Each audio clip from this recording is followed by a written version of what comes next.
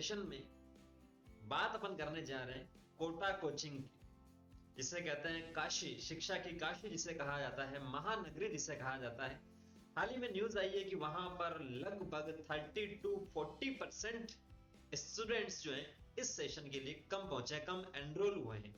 उसके पीछे का रीजन क्या है और आगे आने वाले 3 से 4 साल या 5 साल कैसे रहने वाले हैं कोटा के, उसके बारे में बात करेंगे। सबसे फर्स्ट जो न्यूज आई है वो यहां से अपन देख लेते हैं। टाइम्स ऑफ इंडिया में आप देखेंगे या इंडिया टुडे में अपन देखें तो लगभग हर एक न्यूज का यही मानना है कि 30 to 40% स्टूडेंट्स जो हैं वो कम एनरोल हुए हैं इस साल कोटा में। ठीक है, तो इसके पीछे का रीजन क्या है, मैंने अपने अकॉर्डिंग कुछ रीजन यहाँ पर जो मैंने नोट किए, पर्सनली फील किए, वो मैं आपको बताऊंगा। अगर आपको सही लगे तो बिल्कुल आप कमेंट सेक्शन में मुझे कमेंट करके बताइएगा कि लगभग जो रीजन मैं यहाँ पर बता रहा हूँ, जो भी रीजन वो सही है सर, आप जो बता रहे हैं वो सही है, और आगे आने वाले टाइम में क्या रहने वाला है इसके बारे में भी अपन बात करेंगे। तो सबसे फर्स्ट एंड मोस्ट इंपोर्टेंट जो रीजन है वो है एग्जाम पैटर्न। ठीक है, बहुत सारे ऐसे बोलते हैं कि वहां पर प्रेशर ज्यादा है, भीड़ ज्यादा है, सुसाइड केसेस वहां पर बढ़ रहे हैं कोटा में, लेकिन जो number of student come enrol हुए हैं उसका सबसे ज्यादा और सबसे इंपॉर्टेंट जो रीजन है वो है एग्जाम पैटर्न। अगर आज से कुछ साल पहले आप चलते हैं, जेई के एग्जाम की बात करें या नीट के एग्जाम की बात करें, 6-7 साल या 8 साल पहले अगर अपन चलते हैं तो उस समय का जो पैटर्न था और आज के टाइम का जो पैटर्न है वो काफी चेंज हो चुका है। पहले 2015 तक की बात करें तो एआईपीएमटी हुआ करता था, अलग अलग जो स्टेट है वो अपने एग्जाम अलग करवाते थे। एआईपीएमटी का मतलब all India pre medical test, same ऐसे जैसे राजस्थान में हो रहा तो आरपीएमटी हो रहा है। एम्स अपना एग्जाम अलग कंडक्ट करवा रहा था, जिपमेर वगैरह, तो जितने भी अलग अलग स्टेट थे वो अपना अलग अलग एग्जाम करवा रहे थे। ठीक है, तो उसके अकॉर्डिंग जो सिलेबस था, एनसीईआरटी तो हाल ही के टाइम में एनसीईआरटी का सिलेबस, पहले जो एग्जाम पेपर आज से 10 साल पहले का अगर आप पीएमटी का पेपर उठा के देखते हो तो उसमें आप ऐसा आपको लगेगा कि कुछ जो क्वेश्चन है, ठीक है, वो एनसीईआरटी से बाहर पूछे जाते थे। वहां वो सिलेबस के टॉपिक लिखा है बस, लेकिन जो क्वेश्चंस थे वो उस टॉपिक में एनसीईआरटी की थ्योरी से बाहर से पूछे जा रहे हैं। आप देख सकते हैं, आपको मिल जाएंगे, गूगल वगैरह आप करोगे तो आज से 10 साल पहले के जो पेपर आप देखते हो लगभग 10 से 15 क्वेश्चन या 20 क्वेश्चन जो है एनसीईआरटी से बाहर मिल जाते थे।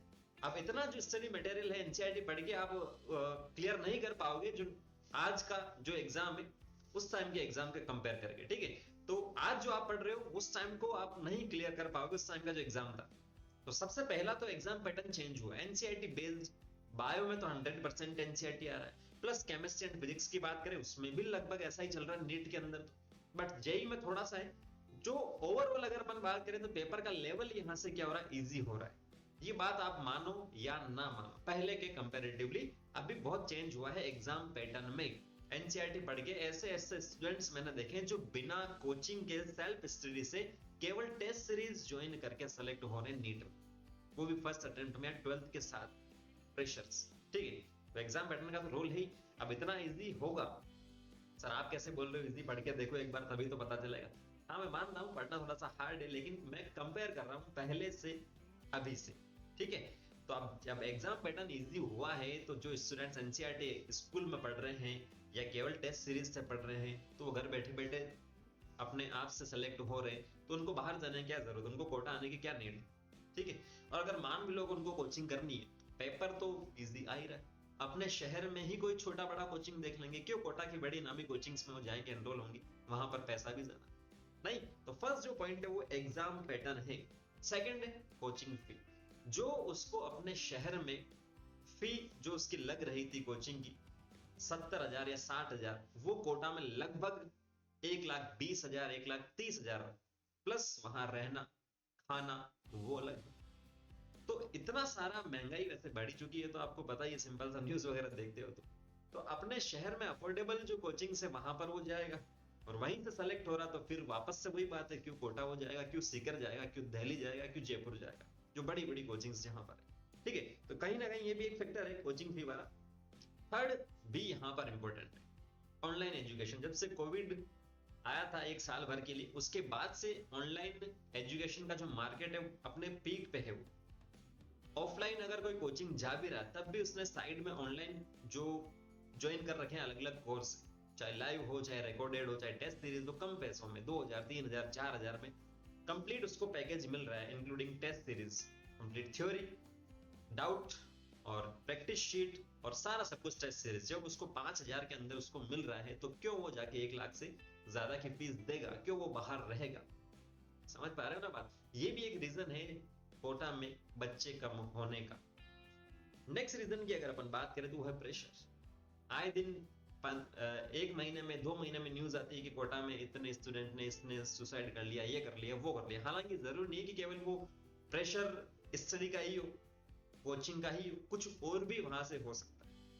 क्लियर है? वो पता नहीं चलता। बट अब भी कम हुआ है वहां पर, जो प्रेशर वगैरह है वो कम हुआ, लेकिन फिर भी जो नॉर्मल शहर है उससे तो ज्यादा ही वहां पर भीड़ ज्यादा है। तो अपने आप को उस भीड़ से अलग दिखवाना, स्टडी करना, टेस्ट में मार्क्स नहीं आ रहे, एक टेस्ट में कम आ गए, अगले में फिर ज्यादा, फिर कम, इस टाइप का ये भी एक टाइप का प्रेशर।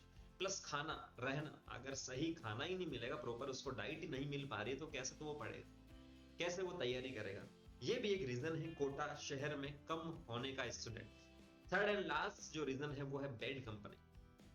अब इतने लाखों में जो स्टूडेंट्स जा रहे थे, उसमें से जरूरी तो नहीं कि उसको अपना जैसा ही मिलेगा।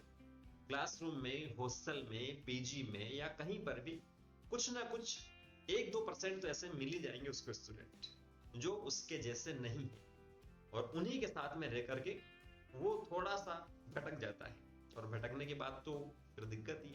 यही सोच के पेरेंट्स उसको वहां नहीं भेज रहे हैं। क्लियर है? तो ये कुछ बेसिक जो रीजन है वो है कोटा में जो 30-40% स्टूडेंट्स कम हो रहे हैं उसके। और आगे आने वाले 5 साल में कोटा में मुझे ऐसा लगता है कि जो स्टूडेंट्स 2 लाख से लेकर 2.5 लाख तक हर साल वहां एनरोल हो रहे थे, उसका 50% से भी कम वहां पर रहेगा आने वाले 5 साल में कोटा के अंदर। क्लियर है? क्योंकि सीकर लो, जयपुर लो, दिल्ली लो, कहीं पर भी लो, स्टूडेंट सब जगह कम हो रहे। कोचिंग्स जो है, कुछ ऐसा भी हुआ है कि गवर्नमेंट ऑफ राजस्थान या इंडिया ने कोचिंग्स के लिए गाइडलाइन जारी की। अब जारी किया 16 ईयर से कम वाला नहीं जा सकता, इतने स्टूडेंट होंगे, ये होंगे, वो होंगे, उसकी वजह से भी नहीं पहुंच पा रहे स्टूडेंट, तो लोकली वो देख रहे हैं। और रही बात सिलेबस की, मैं आपको पहले से ही बता चुका हूँ, सिलेबस अपने पास लिमिटेड है, उसको खुद से वो अपने ही शहर में, अपने ही कस्बे में इजीली उसको पढ़ सकता है, इजीली उससे सेलेक्ट वो हो सकता है। तो आने वाले 5 साल में कहीं ना कहीं, जिसे अपन शिक्षा की काशी कह रहे हैं, शिक्षा की नगरी कह रहे हैं, कैपिटल जिसे अपन कह रहे हैं, उसका कहीं ना कहीं डाउनफॉल यहाँ से होना जो शुरू हुआ है वो होगा। यहाँ से लगभग जो 2 से 2.5 लाख स्टूडेंट हर साल पहुंच रहे थे, इस साल लगभग 70 से 75 हजार स्टूडेंट्स कम पहुंचे हैं। तो आगे आने वाले 5 साल में ऐसे ही कहीं ना कहीं चांस लग रहा है उसका कि जो स्टूडेंट्स है और भी कम वहां से होंगे, 50% से भी कम स्टूडेंट वहां पर एनरोल होंगे। तो आप अपनी स्टडी कंटिन्यू करते रहिए, जहां पर भी हैं आप, घर पे, कोटा में, कहीं पर भी कोई फर्क नहीं पड़ता है। बस पढ़ना आपको है, वो केवल आपको गाइड कर सकते हैं, किसी भी इंस्टीट्यूट की अपन बात करें।